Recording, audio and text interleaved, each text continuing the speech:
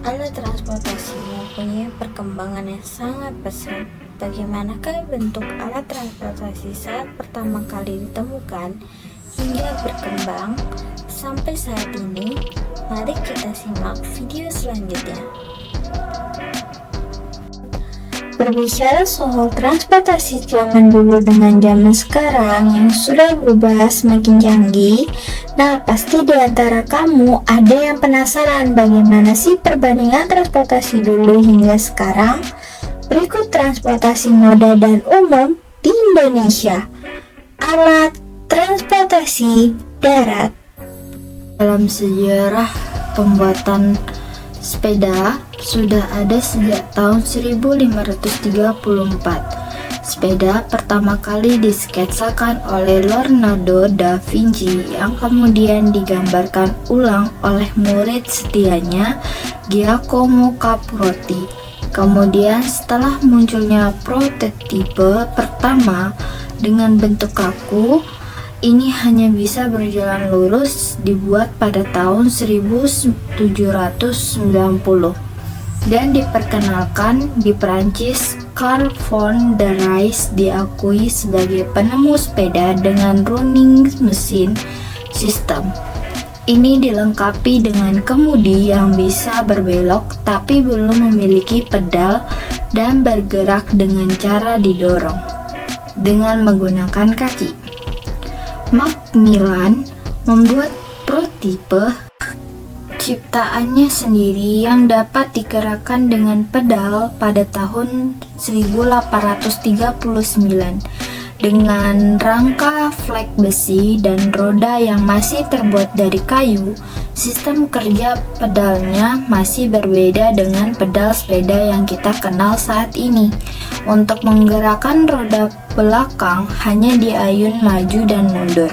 Kemudian pada tahun 1860, seorang pandai besi, Vincent Howe, yang mulai membuat sepeda dengan menambahkan sistem engkol dan pedal agar sepeda ini dapat berputar 360 derajat dan terkoneksi langsung dengan roda depan.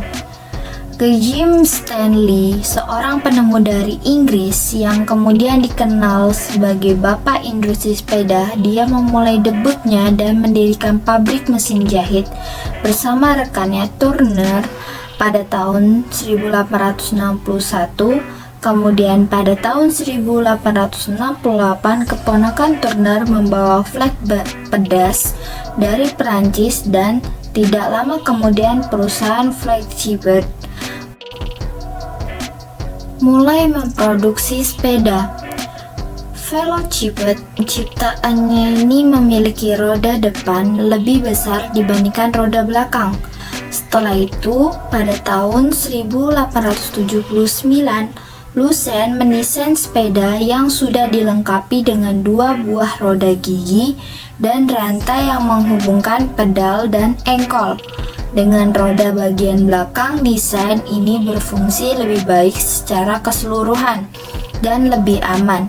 Sejak saat itulah sepeda telah berkembang pesat dengan mekanisme dan cara kerjanya tidak jauh beda sampai saat ini.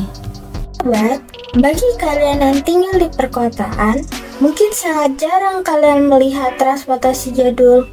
Coba kita bandingkan dengan daerah-daerah pedalaman atau daerah terpencil yang masih menggunakan transportasi jadul. Pada abad ke-19, delman sendiri dijadikan alat transportasi umum yang digunakan masyarakat Indonesia, termasuk Batavia sebagai angkutan antar kota. Kemudian, trim dikenalkan Jakarta pada tahun 1969. Pada saat ini, trim masih ditarik oleh kuda. Setelah itu, pada tahun 1881, tenaga kuda diganti dengan mesin uap. Hingga pada tahun 1991, trim listrik pun diperkenalkan. Seiring dengan perkembangan zaman, becak sudah masuk ke Indonesia pada tahun 1930 hingga 1989. Kemudian, pada tahun 1970-an, Bapak Ali Sadikin, Gubernur ke-9 Jakarta, merencanakan helicak sebagai pengganti becak dengan menggunakan tenaga mesin.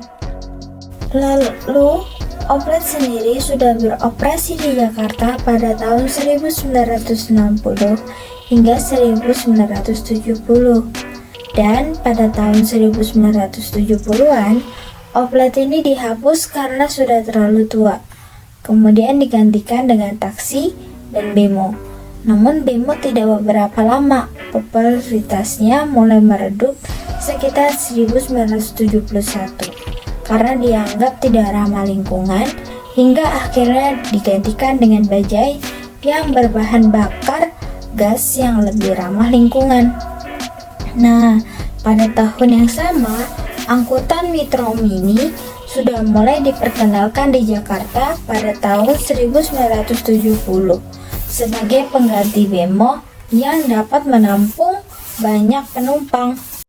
Pada tahun 1985 hingga 1990-an, bis tingkat muncul untuk mengangkut banyak penumpang, meskipun bis tersebut sempat redup karena katanya kurang nyaman.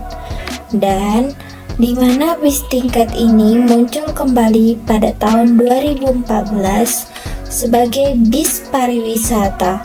Kemudian pada tahun 2014 muncul bis Trans Jakarta untuk memberikan jasa angkutan yang cepat dan nyaman.